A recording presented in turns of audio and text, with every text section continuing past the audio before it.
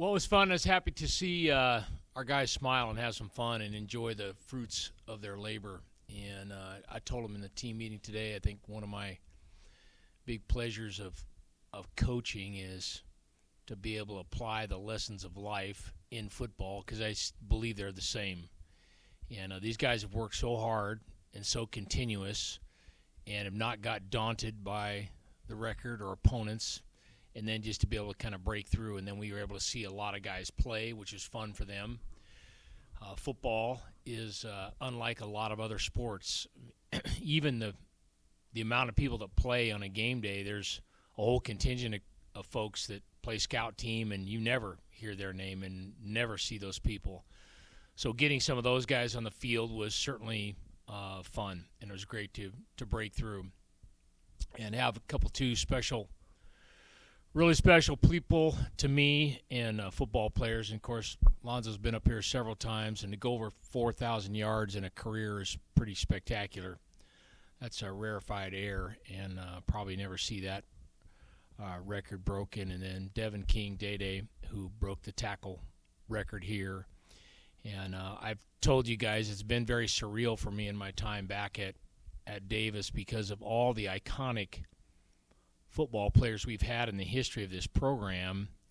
And we have those people rightfully so on platforms, and some of them are up above us on this building, to have really some of the greatest icons in the history of UC Davis football for 100 years.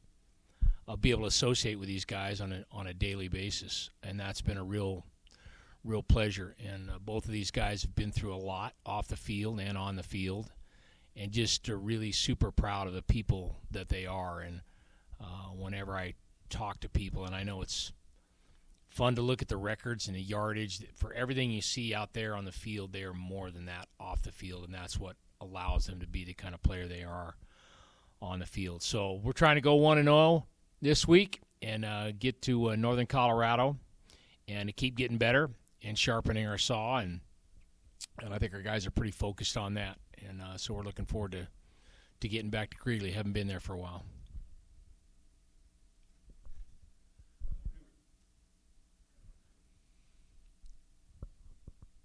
Is that on for you?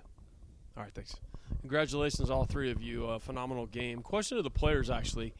Was 14-6. I felt like the turning point in the game was when Rex tracked him down, knocked him out of bounds, and then 2 plays later makes an interception. I mean, a big hustle play there.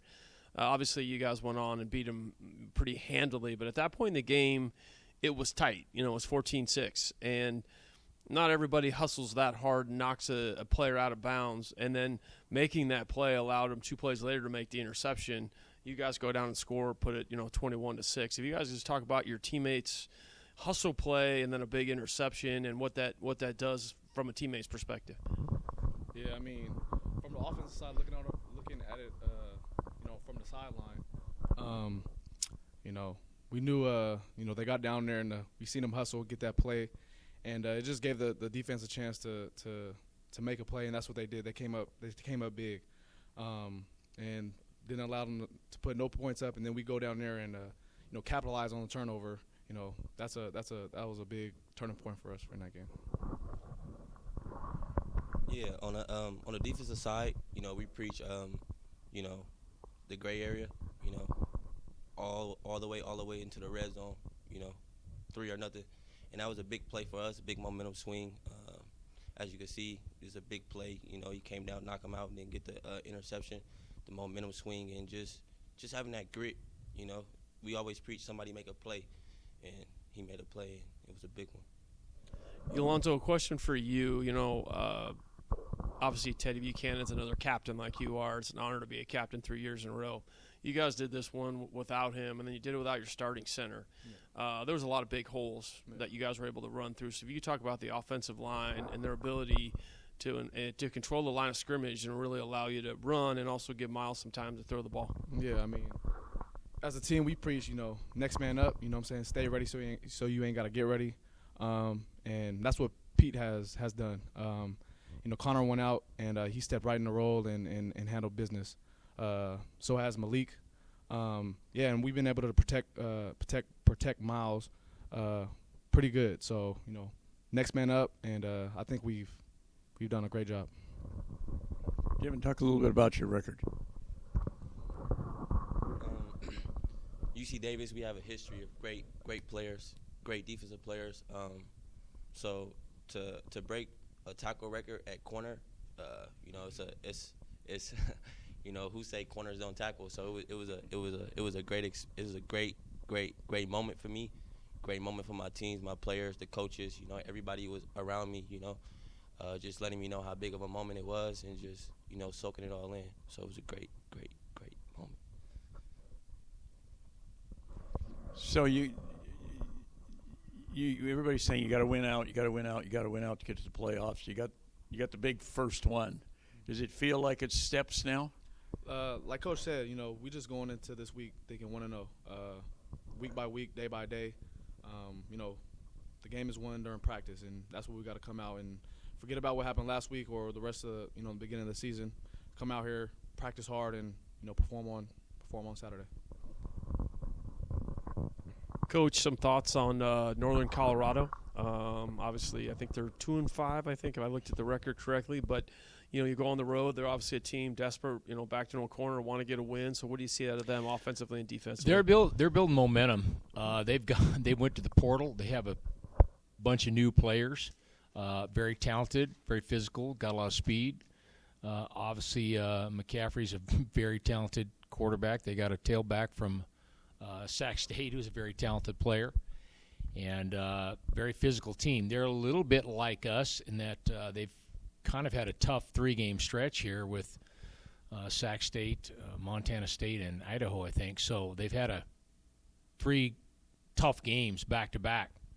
So obviously you're going to go there, different environment. We have not won on the road this year, so we got to be able to prove we can do that. So anytime you go on the road, it's different environment. They don't have grass anymore. They're one of a few grass teams. They do have turf now. Sometimes you're dealing with some weather and altitude and all that. So they're very multiple in what they do and very talented with a very talented quarterback. Question to the players. I know what the coaches did, a pretty good idea. A bye week means practice, but recruiting, things like that. As leaders on the team, knowing that everything you have is still ahead of you, finish strong, win games.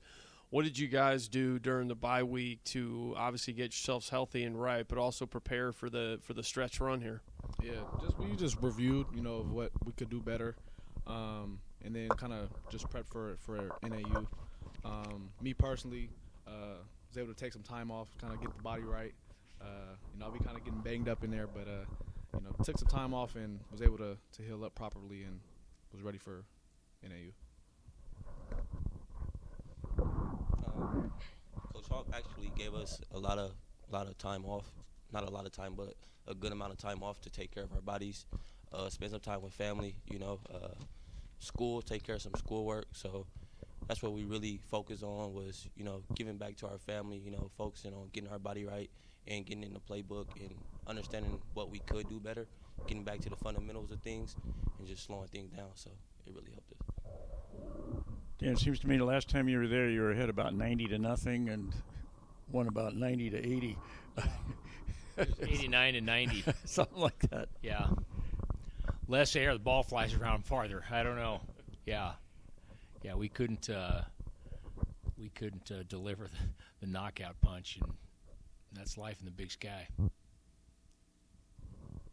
Talk about what the win meant in terms of momentum, in terms of I know with the 1-4 it was a tough schedule, but still you won 4 and yeah, you can get into a lot of philosophy, and people talk about, well, believing is seeing, and I get that, but sometimes seeing is believing, and I think there's many things that your preparation leads to your confidence, and confidence leads to success, but at some point it is nice to see the fruits of your labor to just pump up the process a little bit.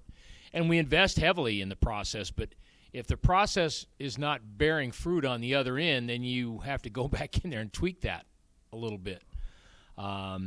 So there's I felt that when I played here, with any champion, there's a there's a burden. You carry a little bit of a burden of performance, a burden of expectation, a burden with winning. That's part of being in the arena, and we all get that. But to be able to feel the kind of freedom and the kind of joy, and that through a game does a lot for your soul. And I just really relish that and the opportunity for those guys to feel that and see that and know that those things will come, because as you guys know in life, whether it's your job or your marriage or school or whatever, there are just times when you're grinding, and it's hard. You just don't see what it is you want to see, and you need to have the conviction and courage that eventually it's going to pop. And to get a little evidence there, it's good for them.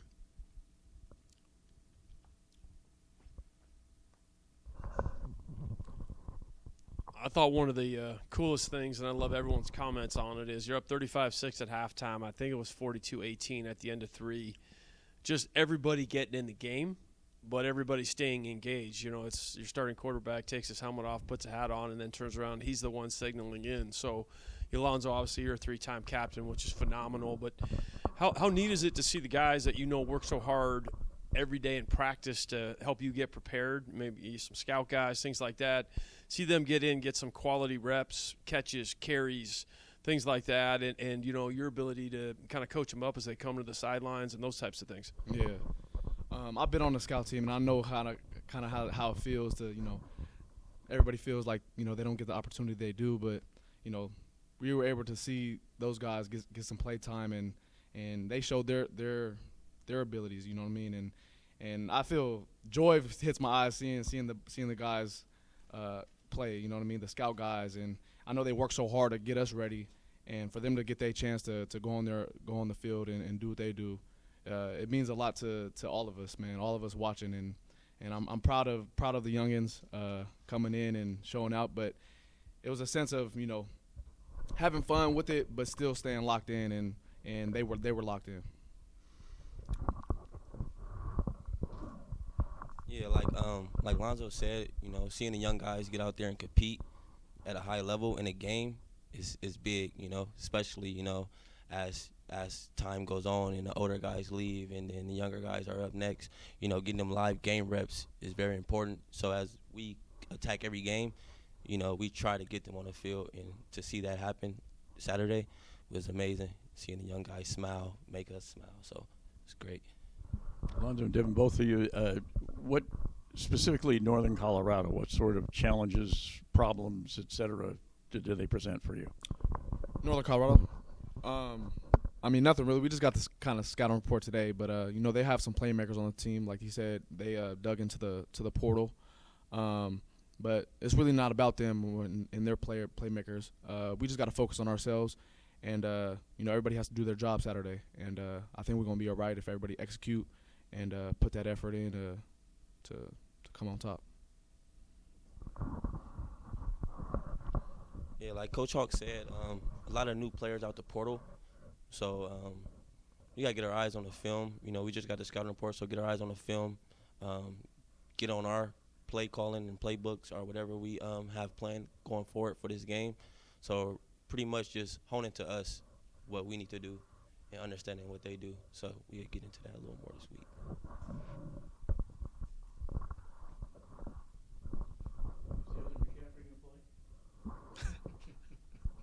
don't know.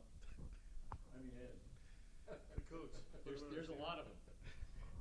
There's a lot of them. Yeah, well, one of them's an assistant too, right? Yep, Max.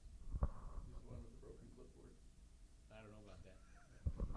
No comment. You guys know about it. Yeah, I don't know. We didn't write about it. You guys good? Appreciate it. Appreciate you